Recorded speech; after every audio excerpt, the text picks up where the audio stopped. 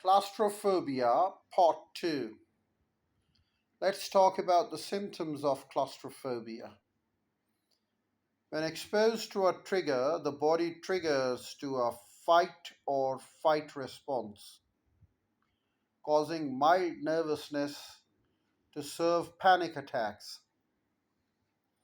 Let's talk about the physical symptoms and psychological symptoms.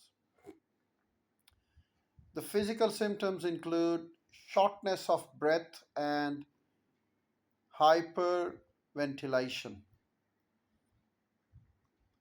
rapid heartbeat, and chest tightness, excessive sweating, chills, or hot flashes, trembling, dizziness, and lightheadedness,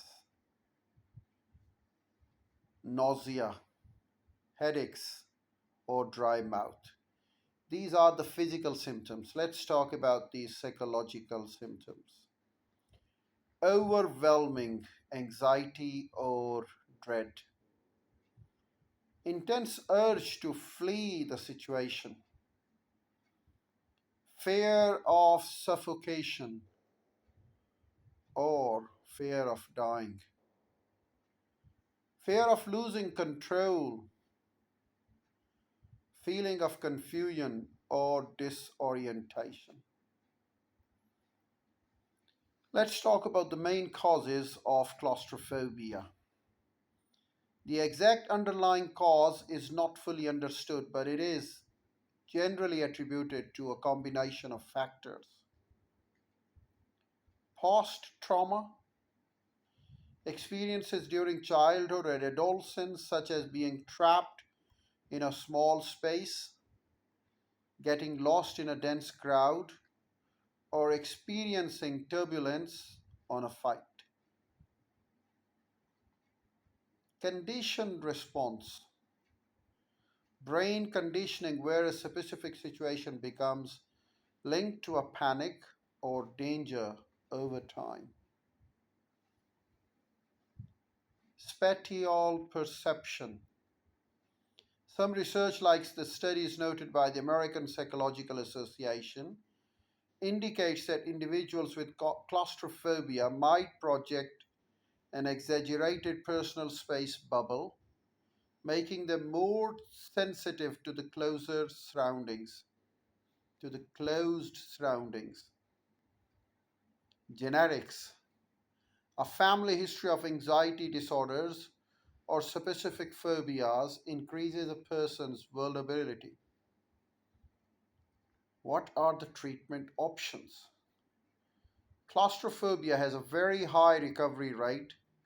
When managed exactly, standard approaches include cognitive behavioral therapy, CBT, exposure therapy, coping strategies, and medication. Let's talk about them. Cognitive behavioral therapy, CBT, retrains the brain to identify, challenge, and alter negative thought loops related to the confinement. The other therapy is called exposure therapy, a specialized branch of behavioral therapy where a professional safety guides a person through gradual incremental exposure to their fears until the panic response decreases. The third one is coping strategies, a practical techniques such as deep breathing, mindful meditation, or focusing on a safe physical object to anchor oneself during a flare up. The last one is medication. While not a permanent cure, doctors may temporarily doctors may temporarily prescribe anti-anxiety medication or antidepressant to manage severe acute symptoms during necessary tasks like undergoing an MRI.